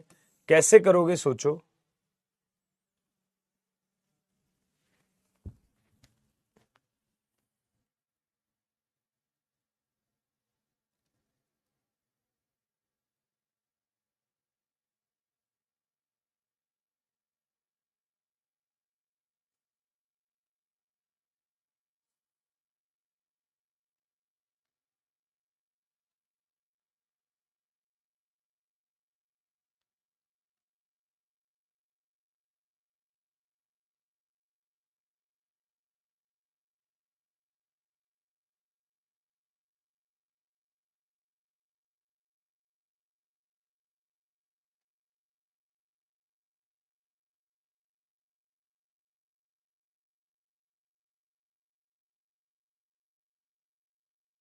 यस,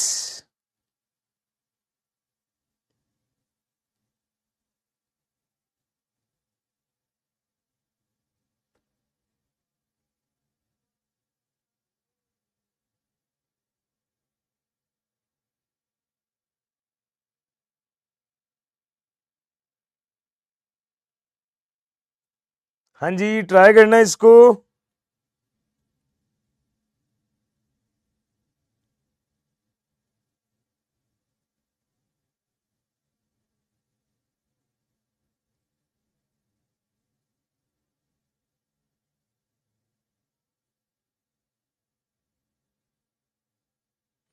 इस सवाल को करने का भी एक तरीका होता है। इस तरह के सवाल करने का भी एक तरीका होता है। हमें बस वो तरीका समझ में आना चाहिए। आप लोग अपने दिमाग से ट्राई करो, फिर मैं इसको डिस्कस करता हूं।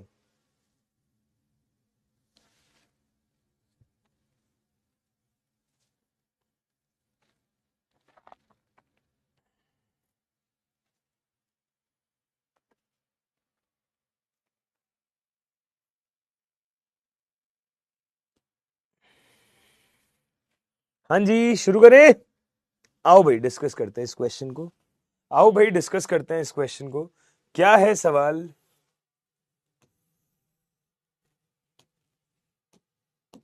यस, हमने बोला एक तत्व के प्रथम से लेकर पंचम आईई का मान है।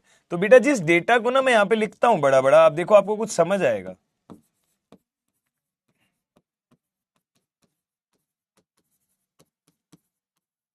आपने एक बात सीखी थी कि हर अगली आईई का मान पिछली आईई से ज्यादा होता है। मतलब IE2 IE1 से ज्यादा, IE3 IE2 से ज्यादा, IE4 IE3 से ज्यादा, ऐसा चलता है।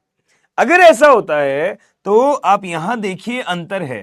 पर ऐसे क्वेश्चन को करने की ट्रिक यह है कि जहां अंतर जरूरत से बड़ा हो जाए, जहां अंतर जरूरत से ज्यादा हो जाए, वहां समझ जाओ रुकना है। ठीक है, जैसे अगर तुम नोटिस करो तो यहां हम बोलेंगे 7.2 का अंतर है, यहां हम बोलेंगे लगभग 20 का अंतर है, यहां हम बोलेंगे लगभग 12 का अंतर है, यहां हम बोलेंगे लगभग 100 से ज्यादा का अंतर है ना? लगभग 100 से ज्यादा का अंतर है। तो हमने बोला यहां 7 का अंतर, यहां 20 का अंतर, यहां 12 का अंतर, बट यहां है 100 से ज्यादा का अंतर, यानी कि भाई गोलमाल है। ये ही आपके पास खतरे की घंटी है कि भैया यहां पे गोलमाल है। और गोलमाल क्या होता है कि देखो, जब तक संयोजी कोश से इलेक्ट्रॉन निकलते हैं थोड़ी थोड़ी ऊर्जा बढ़ती जाती है हर इलेक्ट्रॉन को निकालने में, बट जब अचानक से बहुत ज्यादा ऊर्जा लगे, इसका मतलब संयोजी कोश के सारे इलेक्ट्रॉन निकल चुके हैं, अब उसके अंदर वाले कोश से इलेक्ट्रॉन निकलना शुरू हुए। और क्योंकि अंदर वाला कोश नाभिक से ज्यादा आकर्षित होगा तो इलेक्ट्रॉन खींचने में दिक्कत होगी, इलेक्ट्रॉन निकालने में ज्यादा ऊर्जा देनी पड़ेगी, इसलिए ऊर्जा ज्यादा है। यानी कि आपको यह समझ में आता है कि संयोजी कोश में 1 2 3 4, संयोजी कोश में 4 इलेक्ट्रॉन थे। संयोजी कोश में केवल कितने इलेक्ट्रॉन थे? 4 इलेक्ट्रॉन थे। पांचवा इलेक्ट्रॉन आंतरिक कोश से निकला है। तो आपको ऐसा तत्व टिक करना है जिसके संयोजी कोश में 4 इलेक्ट्रॉन हो। आपको ऐसा तत्व टिक करना है जिसके संयोजी कोश में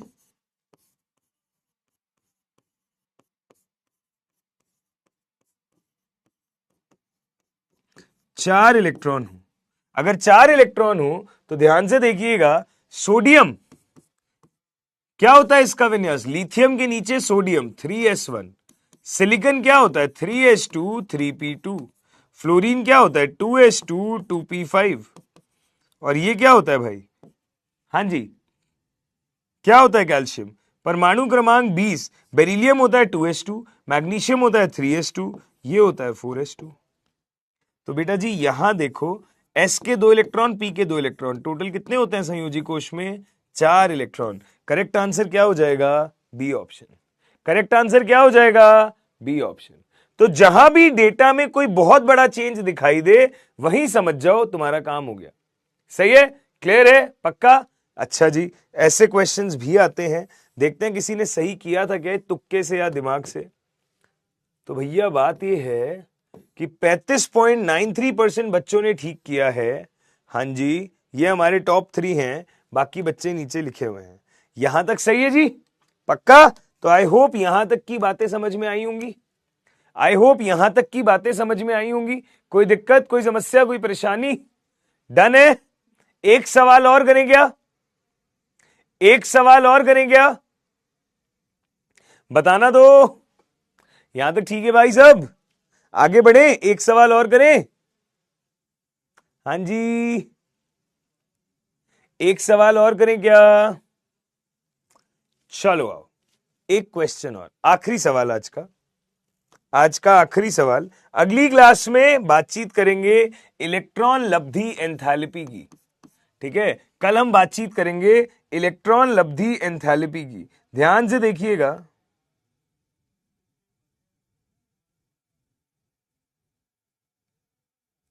यस, ध्यान से देखिएगा।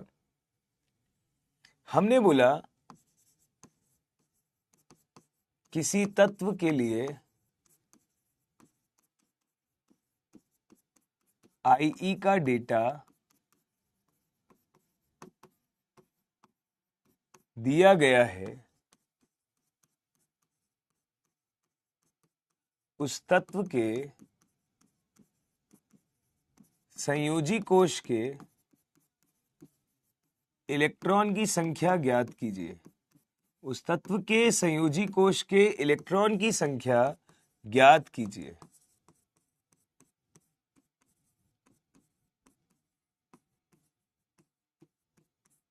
ठीक है, ध्यान से देखना, एक टेबल है।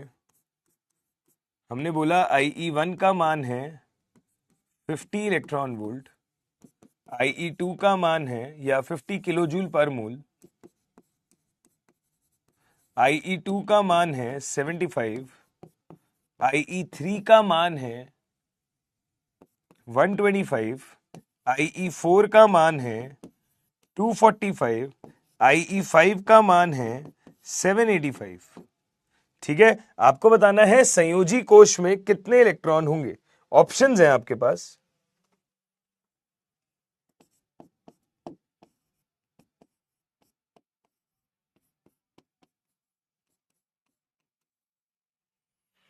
ये 4 ऑप्शन है आपके पास। जल्दी से ट्राई करें इस सवाल को।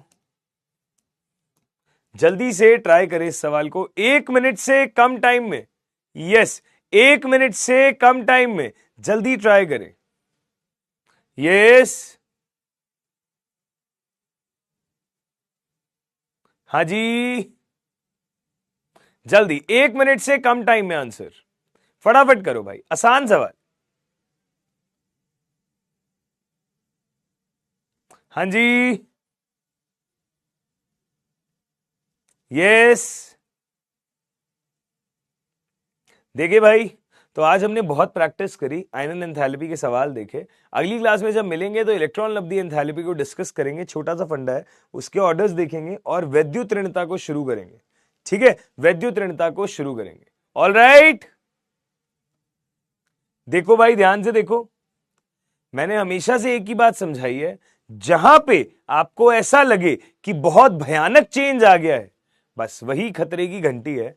अगर वही खतरे की घंटी है तो 50 से 75 गए, 25 का चेंज आया, कोई खास बात नहीं है। 75 से 125 गए, 50 का चेंज आया, कोई खास बात नहीं है। 125 से 245 गए, लगभग 100 के आसपास का चेंज आया, 120 के आसपास का, कोई दिक्कत नहीं है। पर जब यहां से यहां गए तो 500 से ज्यादा का चेंज आया। अगर 500 से ज्यादा का चेंज आया, इसका मतलब यही गोलमाल है। संयोजी कोश में 4 इलेक्ट्रॉन ही थे, 5वां इलेक्ट्रॉन आंतरिक कोश से निकला है। अगर संयोजी कोश में 4 इलेक्ट्रॉन ही थे तो आपका करेक्ट आंसर क्या हो जाएगा? A option. ठीक है, ओके, तो आंसर आ जाएगा ए ऑप्शन। 46% बच्चों ने किया। अभी भी दुख की बात यह है कि 100% बच्चे कब करेंगे पता नहीं, बट 70-80% भी नहीं कर रहे हैं। ठीक है जी, तो ये हमारे टॉप 3 हैं। अगर आज का पूरा लीडर बोर्ड चेक करें, आज की क्लास का लीडर बोर्ड चेक करें, तो कल्पना योगी, अर्पित विश्वकर्मा, संतोष बेनार्ड, ये हमारे टॉप 3 हैं। वेरी गुड बेटा, बचे हुए बच्चों की रैंकिंग नीचे आपके सबके पास में आई होगी, राइट? ठीक है जी, बहुत बढ़िया। राज त्रिपाठी, एक बार घर पे ढंग से रिवीजन करना बेटा, एक बार ढंग से रिवीजन करना चीजों का, फिर चीजें समझ में आने लगेंगी, फिर चीजें समझ में आने लगेंगी। ठीक है जी, तो आयनेशन एनर्जी हमने पढ़ लिया। आयनेशन एनर्जी तो पढ़ा है अनुज कुमार। एंथैल्पी और एनर्जी एक ही बात है। हाँ जी, तो ये हमने अच्छे से पढ़ा। अगली क्लास में अगला आवर्तीय गुणधर्म से शुरुआत करेंगे। अच्छे से पढ़ के आइएगा, रिवाइज करके आइएगा। Thank you so much, take care, bye bye.